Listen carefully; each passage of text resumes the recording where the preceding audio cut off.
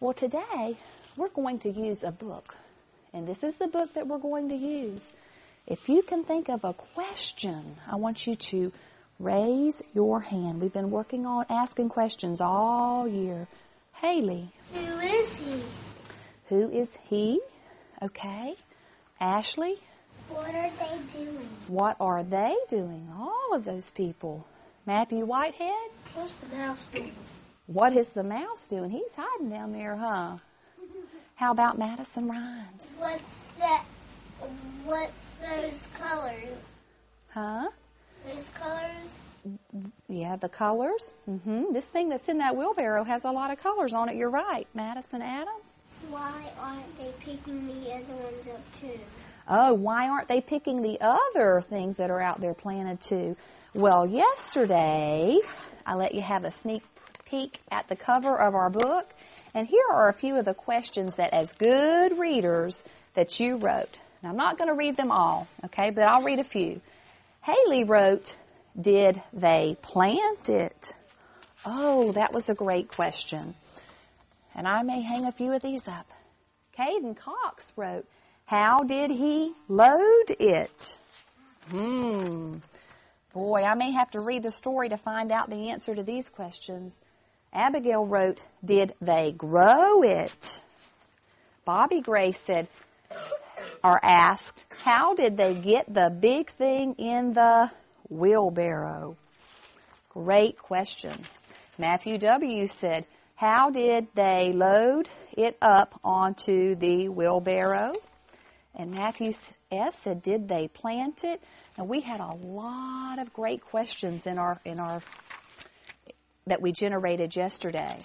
So I'm going to stick our questions back here, and you ask a few more already today. And you know what? Since I have all of these questions in my brain, I want to know an answer to them. So how about let's begin to read our book.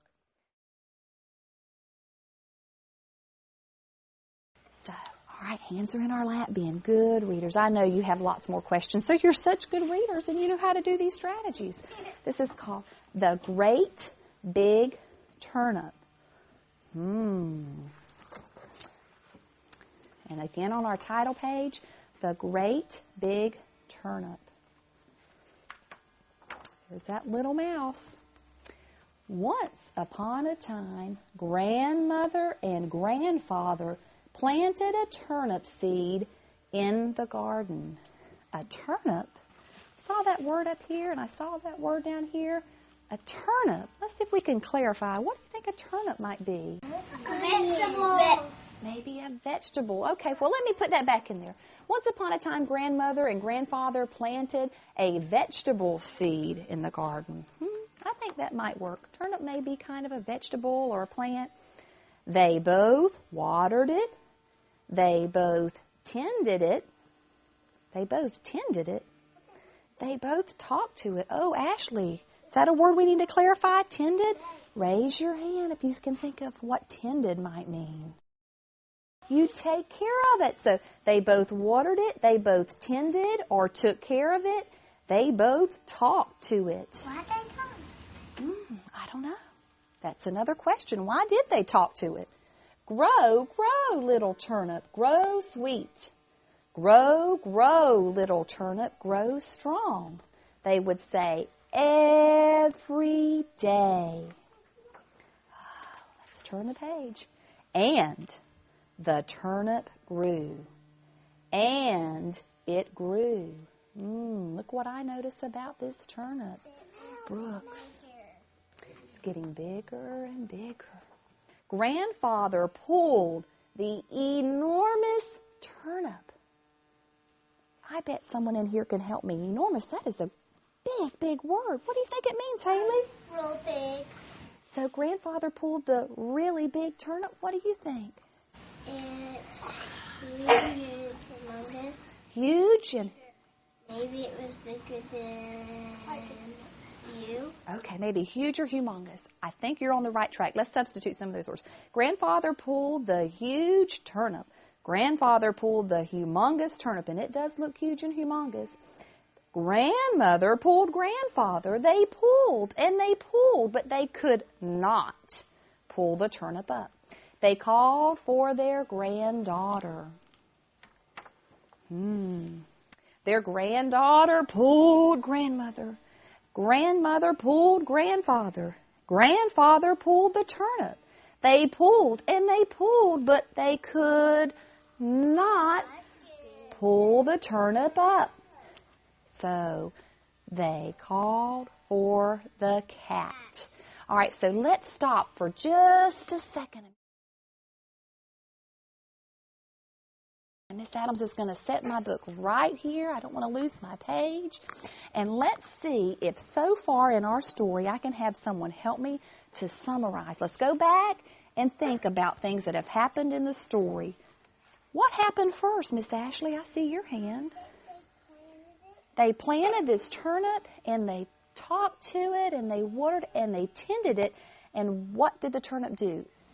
It grew and it grew so big. And finally, it was ready to be pulled up. Up, I sure do. Okay. All right, just a second, just one thing. So grandfather had to pull this turnip that's now sitting up the right way.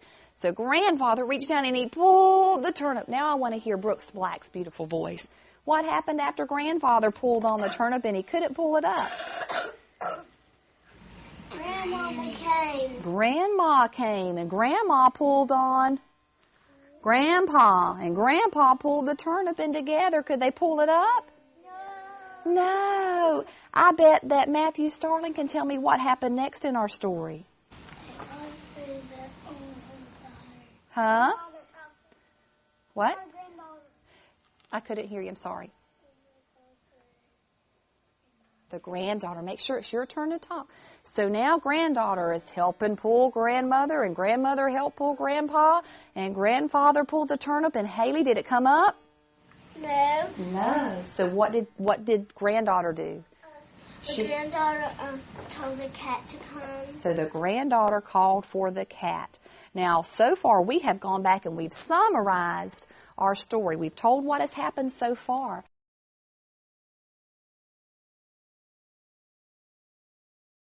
Let's see if you can predict. They called for the cat. Raise your hand if you can predict what might happen next. What do you think might happen next, Ashley? They will call the mouse. Maybe they'll call the mouse? Did something that happened earlier in the book make you think they'll call someone else? What? Yeah, because they can't pull the turnip out from the ground. Every time they called for another character, didn't they? And they... Grandma and their grandsister and then the cat, and then now they're going called the mouse. And then when they pull it up, the mouse is going to get on the green. Oh, so we're at the point of the cat. Do you think the cat's going to be able to help them pull it up? Yes or no? No. What is your prediction? I guess they're going to call every single one, and they might be able to get it up. She thinks they might be able to get it up. What about you with your beautiful blue eyes? Do you think they're going to be able to pull it up? No? Why not? Because every person couldn't. Every person couldn't pull it up. So let's read on. So they called for the cat. The cat pulled the granddaughter. The granddaughter pulled grandmother. Grandmother pulled grandfather. Grandfather pulled the turnip, and they pulled. And they pulled, but they could not pull up the turnip. So guess what they did? Abigail, who'd they call for next? The mouse. How do you know there's going to be a mouse in the story? Because he's on the turnip. Oh, they saw a mouse here, but they also saw a mouse up there. I would be thinking about that cover right now. So they called for the mouse. Good prediction, Abigail. She used what she had. She knew from earlier in the story that every time one character called for another character, she sees a mouse there. So I'm thinking that you're probably right. Maybe the mouse will help. So they called for the mouse. The mouse pulled the cat. The cat pulled the granddaughter. The granddaughter pulled grandmother. Grandmother pulled grandfather. Grandfather pulled the turnip. They pulled. And they pulled. and they pulled, and Rhett, make me a prediction. They might get it out. What makes you think they might get it out? Because they called a bunch of people. They called a bunch of people. Did anything, has anything happened in our story, maybe on the cover or anywhere else that makes you think that turnip's going to eventually come out? Rhett? On the cover? What's on the cover? The turnip. Up. What, Rhett? The turnip is where? On the cover. It's on the cover. And where is it on the cover, Brooke? Out of the ground. It's out of the ground. So I think our prediction may be that eventually they'll get it up. It might be correct. So let's read. So they pulled and they pulled and they pulled, and da-da-da-da. Pop! Out came the turnip. Wow. They had to do a lot of teamwork. And this is the end of the story. Okay, well, let's go back to our questions because good readers ask questions about the story. Okay. One of the questions that we ask, or that Matthew asked, raise your hand if you can answer it. Good readers go back and answer their questions. Did they plant it? Matthew, did they plant it? Who in the story planted it? Grandfather. Here is another one. Why is he pushing that? Do we know why he's pushing that, Caroline? Huh? Because the turnip's in there. Because the turnip is in there? And we don't really know what he's going to do with the turnip, do we? Sometimes we have to use what the author tells us, and sometimes, Caden, we have to use what we know in our head, things that have happened before. Sometimes we have to use our own imagination. All right, a few more questions. How about this one? Is it an onion? Did we answer that question, Landon? Is it an onion? Was this an onion? No. No, what was it? A turnip. So we answered some of our questions. Now, we've gone back through, and you're being such good boys and girls, and we've gone through the questioning. And one of the words that we talked about in our story was the word enormous. That turnip was enormous.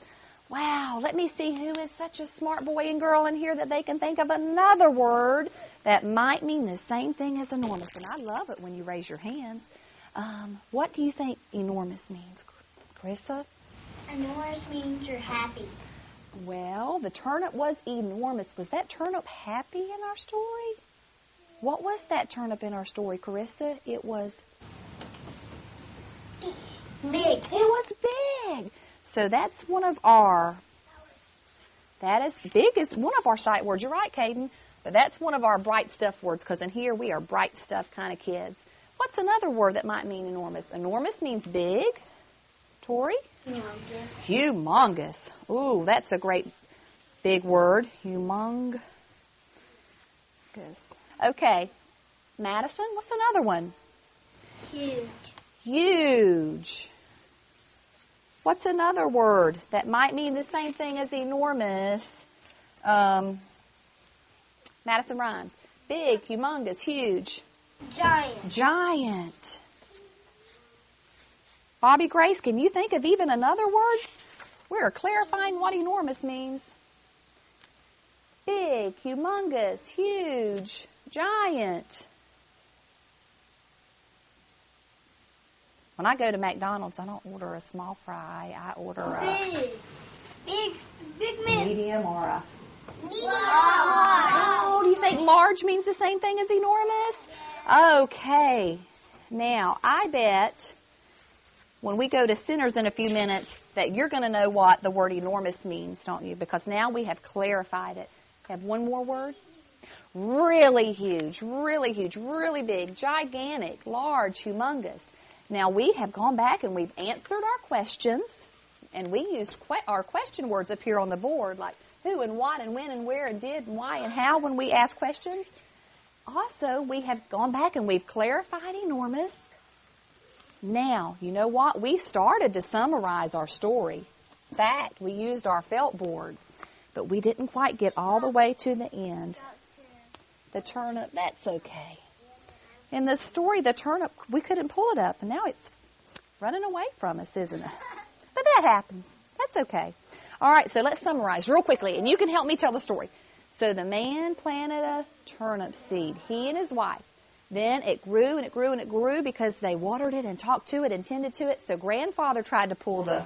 Help me. And who did he call? He called... Grandmother. Still couldn't pull it up. So then she called the... Granddaughter. Oh, I hear a few people telling me the story. And granddaughter still couldn't help them pull up, so they called the... Cat. Oh, did the cat help get the turnip up? No. Who did the cat call? The The cat called the mouse. And they pulled. And they pulled. Can you help me? And they pulled. And they pulled. And finally, pop! Out came the turnip. And at the very end of our story, they had that turnip in a wheelbarrow. And we have no idea what they were going to do with it. So, remember in the story, some of us predicted that no, they weren't going to pull it up because earlier in the book, they kept seeing it. No matter who they called, they couldn't get it up. But Rhett said, I remember seeing on the cover of that book, that turnip was in the wheelbarrow. So he made the prediction that they would get it up. That's what good readers do, boys and girls. They think about all the pictures in the story. They think about all the words that they've read in the story. And that way they make sure that they understand the text that they're reading. So one group of children are going to do this for me. They're going to take this book and they're going to look at this picture and they're going to go write me a question.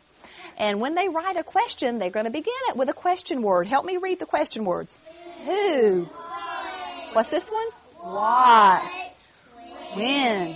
Where? Why? How? Did? And so that you don't have to come back up to the board, Miss Adams made you some of the question words that you can use at your seat. Now, another group is going to do this. Remember that word enormous? We learned that enormous meant big and huge and humongous and large and giant. They're going to go to their seat, and they have this special paper. It is like really cool teacher paper because at the bottom you get to write a sentence, and it says, I have an enormous blank. What might we have an enormous of at our house? At my house, if I use my imagination, I have an enormous elephant. And if I write that on my paper, I have an enormous elephant, then guess what? What do I draw up here? An elephant. Caden, why can't I draw a giraffe?